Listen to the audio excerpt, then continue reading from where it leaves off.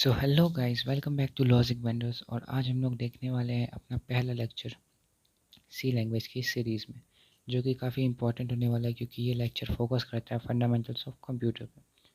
और फंडामेंटल्स किसी भी चीज़ का फंडामेंटल जानना बहुत ज़रूरी है, क्योंकि अगर आपको उस चीज़ का डीप अंडरस्टैंडिंग बिल्ड करना है तो ये बहुत ज़रूरी है कि आप जो भी कर रहे हैं उसके बैक एंड पे क्या काम चल रहा है आपको वो समझ में आए। तो इसीलिए फंडामेंटल्स ऑफ कंप्यूटर हम लोग स्टार्टिंग में देख रहे हैं सी लैंग्वेज के सीरीज़ में। तो आप लोग के दिमाग में ये भी आ रहा होगा कि हम लोग पेन और पेपर पे क्यों लिख रहे हैं, हम लोग किसी स्लाइड के द्वारा या सीधा कंप्यूटर स्क्रीन पे क्यों नहीं पढ़ रहे। ये मेरा पर्सनल चॉइस का था, क्योंकि हम लोग बचपन से ही उसमें पढ़ते हुए आ रहे हैं, पेन और पेपर पे। और आप अगर देखें तो यही नोट्स आपको मिलने वाला है, तो अगर मैं इसी से आपको एक्सप्लेन करूँ तो फिर आपको रिवीजन में बहुत ज़्यादा हेल्प मिल जाएगा। और अगर मैं कंप्यूटर स्क्रीन पे एक्सप्लेन करता हूँ वहाँ पे लिख लिख के, तो फिर उससे बेटर मुझे यही लग रहा है। और जब हम लोग प्रोग्रामिंग करेंगे, जब हम लोग कोड करेंगे, तो वो हम लोग कंप्यूटर स्क्रीन पे कर रहे होंगे ताकि आपको लाइव एग्जांपल मिले कि हम लोग कोड लिखते कैसे हैं। ठीक है, तो हम लोग जो थ्योरी डिस्कस करेंगे, जो एग्जांपल डिस्कस करेंगे, वो हम लोग पेन और पेपर पे करेंगे। So let's start this lecture. बात करें अगर फंडामेंटल्स ऑफ कंप्यूटर की, तो सबसे पहले कंप्यूटर होता क्या है। तो कंप्यूटर एक इलेक्ट्रॉनिक डिवाइस है जो कि इनपुट लेता है, उसे प्रोसेस करता है और आउटपुट देता है। सो इनपुट, प्रोसेस और आउटपुट, ये तीन चीज़ हम लोग बचपन से कंप्यूटर नाम के सब्जेक्ट में पढ़ते हुए आ रहे हैं। और कहीं ना कहीं हमें इसका मतलब भी पता है। जैसे कि हम लोग अगर एग्ज़ाम्पल लें तो हम लोग अपने कानों से इनपुट लेते हैं, अपने दिमाग से उसे प्रोसेस करते हैं और अपने मुंह से आउटपुट देते हैं। ठीक है। अगर हम लोग बात करें ऐसा कंप्यूटर में क्या क्या, जैसे हमारे सेंस ऑर्गन के थ्रू मैंने ये एग्जांपल दिया। कंप्यूटर में जैसे बात करें तो हम लोग इनपुट के लिए कीबोर्ड या माउस यूज़ करते हैं। ठीक है। और जो आउटपुट है वो हम लोग को मॉनिटर पे शो होता है, आउटपुट जो कंप्यूटर हमें दिखाना चाहता है। और जो प्रोसेसिंग है वो सीपीयू में होता है, जिसे हम ब्रेन ऑफ द कंप्यूटर भी कहते हैं। ठीक है। आई होप आपने को बेसिक आइडिया लग गया हो कि कंप्यूटर करता क्या है। इसका बहुत रद्दी सा डेफिनेशन पढ़ाया जाता है स्कूल में कि ये कैलकुलेट करता है, वो सब चीज़ नहीं है। कंप्यूटर एक मशीन है जो इनपुट लेता है, प्रोसेस करता है और उसका आउटपुट देता है। अब हम लोग आगे चलते हुए देखते हैं कि हमने एक टर्म यूज़ किया था, electronic device. So electronic device होता क्या है और इलेक्ट्रिकल डिवाइस क्या होता है, बहुत लोग इसमें डिफरेंस नहीं जानते और उन्हें इंटरचेंजेबली यूज़ करते हैं। हमें एक्यूरेट बनना है, हम लोग को सब चीज़ की सही से समझ होनी चाहिए, तो हम लोग इसे भी देख रहे हैं। जो इलेक्ट्रॉनिक डिवाइस होता है पहले हम लोग उसे देख रहे हैं। इलेक्ट्रॉनिक डिवाइस बहुत ही लेस पावर रिक्वायर करता है, मतलब वो जो इलेक्ट्रिसिटी है वो ज़्यादा कंज्यूम नहीं करता है। दूसरी इसकी स्पेशलिटी होती है कि उसके सर्किट जो होते हैं वो बहुत ही छोटे होते हैं, स्मॉल सर्किट होते हैं। और इसका जो डाटा है वो करंट के अमाउंट के फॉर्म में स्टोर किया जाता है। तो ये तीन बातें हो गई इलेक्ट्रॉनिक डिवाइस की। अब इसके एग्जाम्पल क्या होंगे, तो इसके एग्जाम्पल होगा मोबाइल फ़ोन और लैपटॉप, स्मार्ट वॉच, बहुत सारे एग्जाम्पल है जिसमें हम लोग रोज़मर्रा की ज़िंदगी में देखते रहते हैं। आजकल इलेक्ट्रॉनिक डिवाइसेस ज़्यादा यूज़ में आते हैं और ज़्यादा रिक्वायर होते हैं हमारे डेली नीड्स के लिए। और वही हम बात करें इलेक्ट्रिकल डिवाइस की, तो इलेक्ट्रिकल डिवाइस में ज़्यादा पावर रिक्वायर होता है, इनका सर्किट भी लार्ज होता है। और जैसे कि आप अगर इसका एग्जांपल देखना चाहें तो television, printers, electrical heater, refrigerators, जो बड़े बड़े डिवाइसेस होते हैं उनमें क्या बोलते हैं उन्हें, इलेक्ट्रिकल डिवाइस कहते हैं हम लोग। ठीक है। तो आई होप आपको इलेक्ट्रॉनिक और इलेक्ट्रिकल डिवाइसेस के बीच का डिफरेंस समझ में आ गया होगा। इसमें इलेक्ट्रिकल डिवाइस में एक पॉइंट है कि data is stored in form of amount of current. इसका मतलब आप लोग आगे समझेंगे जब हम लोग डेसिमल नंबर सिस्टम का यूज़ समझ चुके होंगे।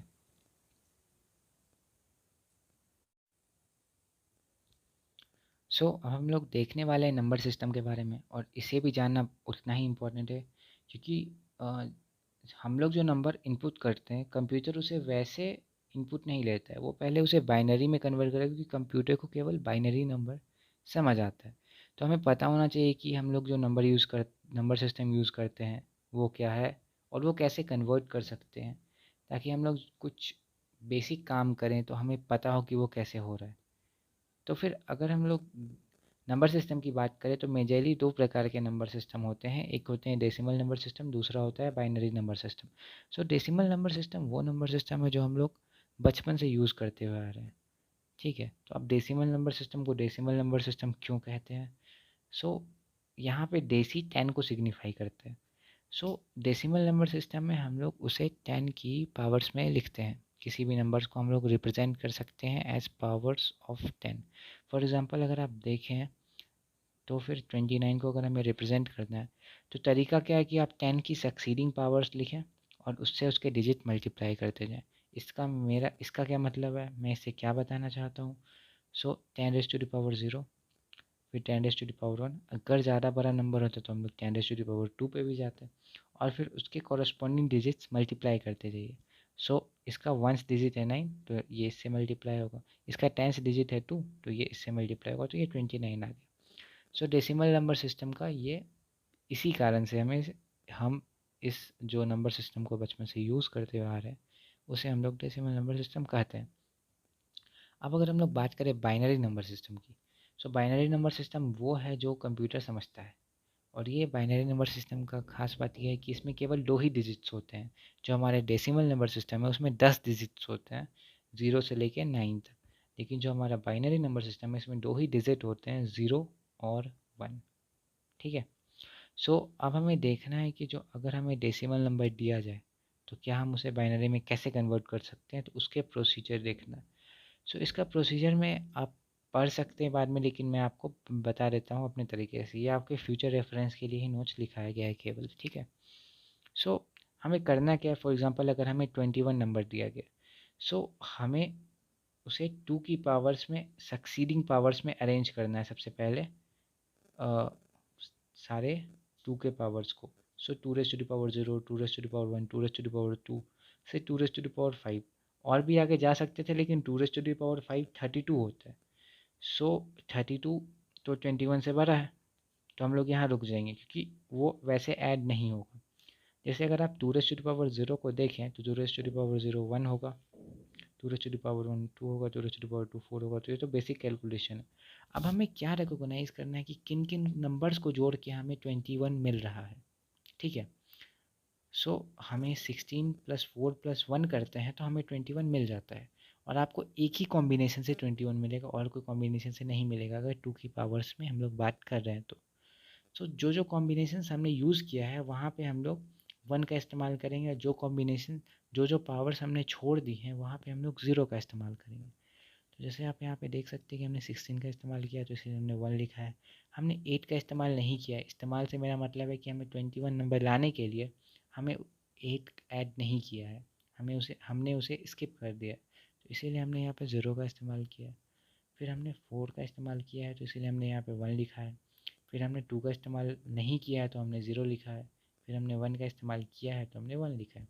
और एक ख़ास बात जो आपको आगे काफ़ी प्रोग्राम्स बनाने में मदद करेगी, ये कि अगर कोई भी ऑड नंबर है तो उसका जो लास्ट बिट बोलते हैं हम लोग इसे, तो उसका जो लास्ट बिट होगा, जैसे कि हम लोग इसमें प्लेस वैल्यू बोलते हैं, वंस प्लेस, टेंस प्लेस, वैसे इसमें हम लोग बिट का इस्तेमाल करते हैं बाइनरी नंबर सिस्टम में। तो उसका जो लास्ट बिट होगा वो 1 होगा। कोई भी अगर ऑड नंबर का आप बाइनरी निकालोगे तो उसका जो लास्ट बिट होगा वो 1 होगा। तो अब हम लोग अ, ये तो एक मेथड, इसके 2 मेथड है, ठीक है। तो हम लोग एक मेथड से समझ चुके हैं कि अगर हमें डेसिमल नंबर सिस्टम दे दिया जाए तो हम उसे बाइनरी में कैसे कन्वर्ट कर सकते हैं। अब हम दूसरा मेथड भी देख लेते हैं। अगर आपको दोनों में से कोई एक भी मेथड समझ आ जाता है तो आपका काम हो गया, ठीक है। सो अब हम लोग अगर प्रोसीजर मेथड की बात करें तो दूसरा मेथड प्रोसीजर मेथड इसीलिए कहा जाता है क्योंकि इसमें हमें ज़्यादा दिमाग नहीं लगाना है, हमें सीधा प्रोसेस करते हुए जाना है, ठीक है। सो जैसे आप अगर देखोगे 21 को, ठीक है, तो इसमें ऐसे कुछ करते हैं कि एलसीएम टाइप का चीज़ लेते हैं। सो टू टू टू ही चलेगा इस साइड, मतलब कि आपको 2 ही इस्तेमाल करना है। एलसीएम में हम कुछ और भी कोई और प्राइम नंबर्स भी इस्तेमाल कर सकते थे लेकिन इसमें आपको 2 ही इस्तेमाल करना है। सो 21 है तो 10 × 2 20 रिमाइंडर 1। जो ये वाला कॉलम है, ये वाला, इसमें हम लोग रिमाइंडर्स लिख रहे होंगे, ठीक है, और यहाँ पे हम लोग क्वोशंट लिख रहे होंगे, ठीक है। सो 2 इंटू 5 10 आ जाता है तो रिमाइंडर 0 हो गया। 2 इंटू 2 4 आ जाता है तो रिमाइंडर 1 हो गया। रिमाइंडर हम लोग यहाँ पे लिख रहे हैं, ठीक है, इसके सामने सामने। अब 2 इंटू 1 2 आ जाता है तो हमने रिमाइंडर 0 लिख दिया। सो हमने इस तरह से करके सारा ये कुछ लिख दिया है। अब हमें कॉरस्पॉन्डिंग बाइनरी नंबर चाहिए, तो हम इस ऑर्डर में, मतलब 1 से स्टार्ट करते हुए हम अगर लिख दें सारे रिमाइंडर्स को, तो हमें कॉरस्पॉन्डिंग बाइनरी नंबर, मतलब कि 21 का बाइनरी नंबर मिल जाएगा। जैसे कि ये क्या होगा, 10101। सो रिक्वायर्ड बाइनरी नंबर हो जाएगा 10101। सो अगर हम लोग इनपुट डालेंगे 21 तो कंप्यूटर उसको पढ़ेगा 10101। सो गाइस, ये कुछ क्वेश्चंस हैं जो मैं चाहता हूँ कि आप अटेम्प्ट करें।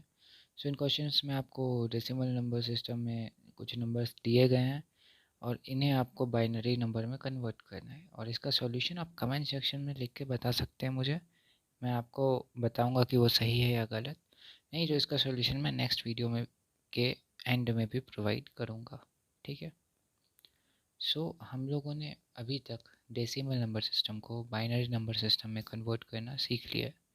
सो अब हमें उसका वाइस वर्सा, मतलब उसका उल्टा करना सीखना है कि अगर हमें कोई बाइनरी नंबर सिस्टम दिया गया हो तो उसे हम डेसिमल नंबर सिस्टम में कैसे कन्वर्ट करेंगे। तो भाई ये हलवा है, हलवा मतलब बहुत आसान है। अगर आपने जो हम लोगों का डेसिमल नंबर सिस्टम है उसे बाइनरी नंबर सिस्टम में कन्वर्ट करना सीख लिया तो फिर ये आपको बहुत आसान लगेगा। सो इसमें क्या करना है कि हमें 2 का पावर्स, मतलब 2 को बेस लेके उसके पावर्स को अरेंज करना है स्टार्टिंग फ्रॉम 0, और आपका काम लगभग हो गया। फॉर एग्ज़ाम्पल, अगर हमें दिया हुआ है बाइनरी नंबर 10101, सो हमें क्या करना है कि इसे 2 की पावर्स में इस तरह से लिख लेना है, 2 2 1। हर बिट के नीचे 2 की पावर्स में 2 की सक्सीडिंग पावर्स को लिख लेना है, ठीक है। सो 1 के नीचे 2 फिर 2 1, ऐसे करते करते 2 4 तक। और जहाँ जहाँ 1 है उसके जो नीचे 2 की पावर्स हैं उन्हें ऐड कर देना है। For example 2 4 16, 2 4, 2 1। सो हमारा रिज़ल्ट आ जाएगा 21। सो हमने पीछे भी देखा था कि जो 21 है उसका बाइनरी क्या है, 10101। सो अगर हम लोग 10101 को फिर से डेसिमल नंबर सिस्टम में कन्वर्ट करें तो हमें 21 मिल जाएगा। सो था दोस्तों, था ना ये आसान। सो ये सब बहुत बेसिक बेसिक कॉन्सेप्ट होता है जो बच्चे को जनरली नहीं पता होते हैं, लेकिन अगर आपको ये पता है तो आपको ये अपर एज देता है हर जगह। तो हम लोग आगे बढ़ते हुए देखने वाले कि ये जीरोस एंड वंस का चक्कर क्या है बाबू भैया। क्योंकि कंप्यूटर ऐसा क्यों है कि वो ज़ीरोज़ और 1 को ही समझता है, डेसिमल नंबर सिस्टम से उसकी क्या दुश्मनी है। सो देखो, हम लोग क्या करते हैं कि जो हार्डवेयर होता है हम लोग उससे इंटरेक्ट करते हैं कुछ सॉफ्टवेयर के थ्रू। सो हार्डवेयर जैसा आप समझ सकते हो कोई भी चीज़ को जिसे आप छू सकते हो। फॉर एग्ज़ाम्पल, अगर आप लैपटॉप की बात करो या आप कंप्यूटर की ही बात करो तो माउस हार्डवेयर, सब कुछ हार्डवेयर है जो जो टचेबल है। लेकिन जो सीपीयू है उसके अंदर जो प्रोसेसर है जो सारा प्रोसेसिंग कर रहा है, या जो ऑपरेटिंग सिस्टम है वो सॉफ्टवेयर है। उसके थ्रू, उस सॉफ्टवेयर के थ्रू हम लोग हार्डवेयर को यूज़ कर पाते हैं। सो हार्डवेयर से इंटरेक्ट करना में हम लोग को फिज़िक्स का भी यूज़ होता है, क्योंकि हर साइंस का बेस फिज़िक्स ही है। तो इसमें कौन सी फिज़िक्स लग रही है वो देखते हैं। सो जीरोस और 1 जो है उनका कोई फिज़िकल सिग्निफिकेंस नहीं है। ऐसा नहीं है कि कंप्यूटर में लिखाता है 0101 हार्डवेयर में 01, ऐसा कुछ नहीं। 01 भी मैन मेड थिंग है, मतलब अपने सुविधा के लिए मानव ने इसका निर्माण किया है। तो फिर होता क्या है ये। सो जो 0 और 1 है ये जस्ट 2 स्टेट्स ऑफ हार्डवेयर को रिप्रेजेंट करते हैं। सो हार्डवेयर जो है वो कोई 2 स्टेट में इजीली रह सकता है। फॉर एग्जांपल ऑन ऑफ, ठीक है, इस स्टेट में करंट जा रहा है, करंट नहीं जा रहा है, इस स्टेट में। सो 2 स्टेट हमेशा पॉसिबल है। सो इसीलिए कंप्यूटर हर स्टेट के लिए, मतलब कि फॉर एग्जांपल करंट अगर पास कर रहा है तो फिर उसके लिए 1 सिग्निफाई होगा। करंट अगर पास नहीं कर रहा है तो उसके लिए 0 सिग्निफाई होगा। उसी तरीके से जो सर्किट्स होते हैं वो डिज़ाइन किए जाते हैं। सो कंप्यूटर इसीलिए ज़ीरोज़ एंड वन, मतलब 0 एंड 1 केवल सिंबल मार रहे हैं। कभी 1 का मतलब जनरल केस में तो यस होता है और 0 का मतलब नो होता है। मतलब 1 का मतलब आप ऐसे विजुलाइज कर सकते हो, ये अलग भी होता है, अलग अलग भी हो सकता है, लेकिन 1 का मतलब ऐसे विजुलाइज कर सकते हो कि कोई एक अप स्टेट है। 0 का मतलब आप ऐसे विजुलाइज कर सकते हो कि कोई डाउन स्टेट है। ठीक है। सो आशा करता हूँ कि आपको ये समझ में आया होगा। सो गाइस, हम लोग यहाँ तक देख चुके हैं कि जो भी नंबर सिस्टम हम लोग देख चुके हैं। हम लोग कंप्यूटर क्या है, सबसे पहले तो हम लोगों ने वो देखा, फिर नंबर सिस्टम देखा, फिर वो जो बाइनरी नंबर सिस्टम है कंप्यूटर का, उससे क्या रिश्ता नाता है, 0 1 का क्या सिग्निफिकेंस है, हमने उस चीज़ को देखा। तो अब हम लोग आगे बढ़ते हुए देखते हैं कि why do we need software. So हम लोग जो प्रोग्रामिंग सीखने वाले हैं, हम लोग जो सी लैंग्वेज सीखने वाले हैं, तो उससे हम लोग क्या बनाएंगे, उससे हम लोग सॉफ्टवेयर बनाएंगे। So why do we need software? So we need software because we can use computer for specific need. हम लोग सॉफ्टवेयर का इस्तेमाल इसीलिए करते हैं जिसके सहायता से हम लोग कंप्यूटर को किसी अपना स्पेसिफिक नीड को पूरा करने के लिए यूज़ कर पाए। जैसा कि मैंने आपको 0 और 1 के लिए पिछले कुछ देर पहले मैंने आपको बताया कि सॉफ्टवेयर के थ्रू ही हम इंटरेक्ट करते हैं कंप्यूटर के हार्डवेयर से। अगर आपका जो लैपटॉप है, अगर आप उसमें से ऑपरेटिंग सिस्टम निकाल लें, ऑपरेटिंग सिस्टम के बारे में हम लोग आगे और डिटेल में डिस्कस करेंगे, लेकिन ऑपरेटिंग सिस्टम भी एक सॉफ्टवेयर ही है, जो एक स्पेशल टाइप का सॉफ्टवेयर है जो कि हार्डवेयर से इंटरेक्ट करता है। ठीक है। तो वो अभी हम लोग देखने वाले हैं। तो अभी मैं आपको बता रहा था कि अगर हम लोग उससे ऑपरेटिंग सिस्टम निकाल लें तो आपका लैपटॉप केवल एक डब्बा मात्र रह जाएगा। ठीक है। तो सॉफ्टवेयर का इम्पोर्टेंस आपको इस एग्जाम्पल या इस बात से समझ आ रहा होगा, आई होप। सो सॉफ्टवेयर की मदद से हम लोग अपने जो रिक्वायरमेंट्स है उसे पूरा कर पाते हैं। नाउ सॉफ्टवेयर के प्रकार भी होते हैं। तो सॉफ्टवेयर जनरली दो ब्रॉडली कैटेगरीज में बांटा गया है। तो पहला प्रकार है सिस्टम सॉफ्टवेयर, दूसरा प्रकार है एप्लीकेशन सॉफ्टवेयर। जो सिस्टम सॉफ्टवेयर होता है वो रिक्वायर होता है सिस्टम, मतलब कि जो हमारा सिस्टम है, जो हमारा लैपटॉप है, जो हमारा कंप्यूटर है, उसको रन करने के लिए सिस्टम सॉफ्टवेयर रिक्वायर होता है। ठीक है।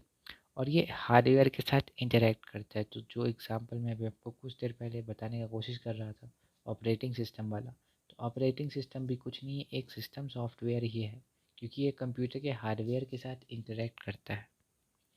तो इसके एग्जांपल में जितने भी ऑपरेटिंग सिस्टम है, जैसे कि लिनक्स हो गया, विंडोज़ हो गया, मैक हो गया, सो ये सब जो ऑपरेटिंग सिस्टम है, ये सब सिस्टम सॉफ्टवेयर के ही एग्जांपल्स हैं, और ये बहुत ही इंपॉर्टेंट होता है सिस्टम सॉफ्टवेयर। अब हम लोग बात करें एप्लीकेशन सॉफ्टवेयर की। सो एप्लीकेशन सॉफ्टवेयर क्या होता है? It is a sequence of instruction to implement specific need for us. So एक सीक्वेंस ऑफ इंस्ट्रक्शन होता है जो कि हम लोग का जो भी नीड होता है उसे पूरा करता है। फॉर एग्जांपल अगर हम बात करें वीएलसी प्लेयर का, तो वीएलसी प्लेयर क्या करता है कि जो भी फाइल स्टोर होता है उसे वीडियो बोले तो MP4 या MP3 में प्ले कर देता है।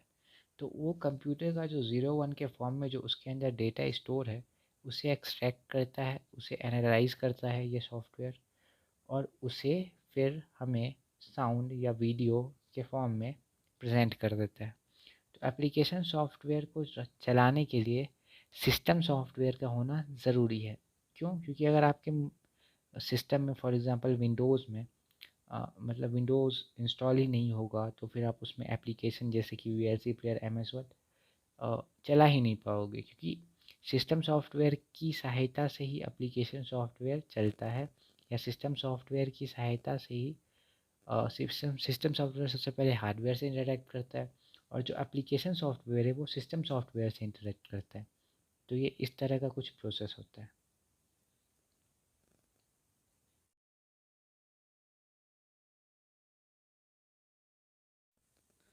सो गाइस, हम लोग फाइल्स के बारे में देखने वाले हैं कि जो कंप्यूटर में हमारे फाइल्स होते हैं उनमें क्या होता है। सो फाइल्स दो ही चीज़ कंटेन कर सकती है, या तो कोई डेटा कंटेन करती हैं या तो वो कोई सॉफ्टवेयर कंटेन करती हैं। तो जो ऐसा कि मैंने बताया कि कंप्यूटर में जो भी कुछ है वो ज़ीरोज़ और वन के फॉर्म में लिखा रहता है, लेकिन उसके बाद जो एक्सटेंशन लगा रहता है उससे कंप्यूटर रिकॉग्नाइज़ करता है कि वो एक्चुअली में है क्या। इससे मेरा मतलब है क्या वो MP3 फाइल है, मतलब या कोई ये दैट इज़ कोई ऑडियो फाइल है, या कोई MP4 बोले तो वीडियो फाइल है, या फिर कोई PDF है, डॉट PDF लगा होगा उसके बाद। सो ये जो बाद में डॉट करके लगा रहता है उसे हम एक्सटेंशन कहते हैं।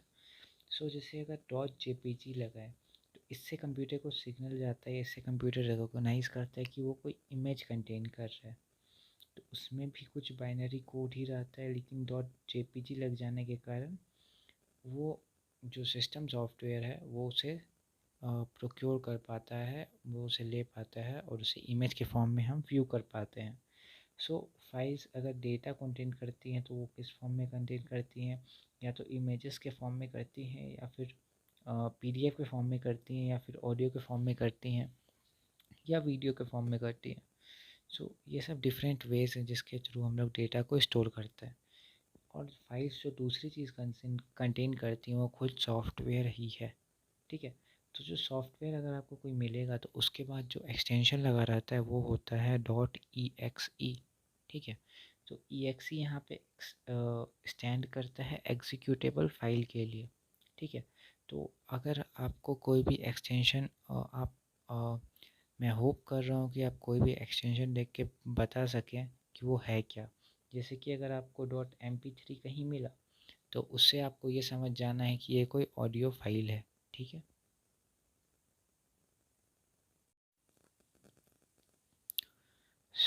अपनी सी लैंग्वेज सीखने की इस जर्नी में आगे बढ़ते हुए हम लोग अगला टॉपिक जो सीखने जा रहे हैं वो है टोकन्स। सो हम लोग प्रोग्रामिंग क्यों सीख रहे हैं? प्रोग्रामिंग के ज़रिए हम लोग कंप्यूटर से एक तरह से समझें तो कम्युनिकेट करने के लिए हम लोग प्रोग्रामिंग सीख रहे हैं, उनसे बात करने के लिए हम लोग प्रोग्रामिंग सीख रहे हैं।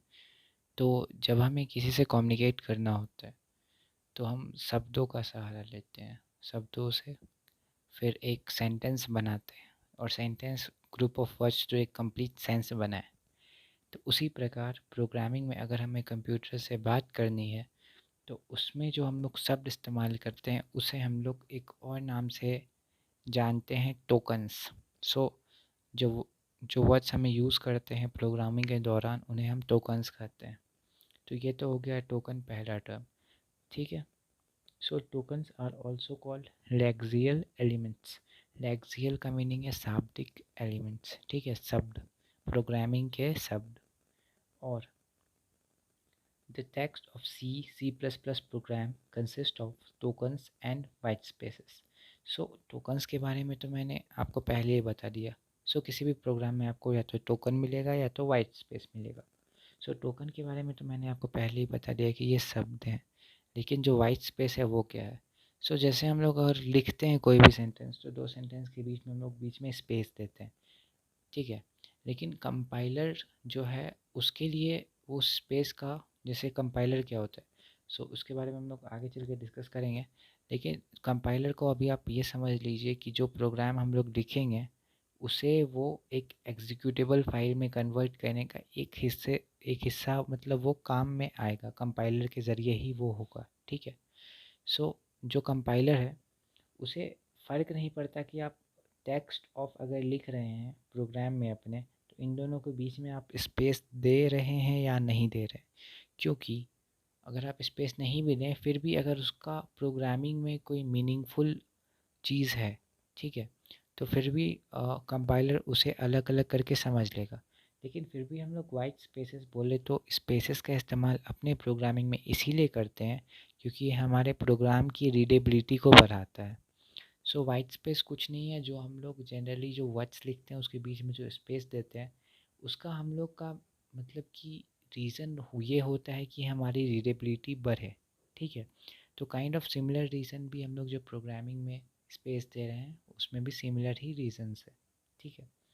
सो the token is the smallest element of C++ program that is meaningful to compiler.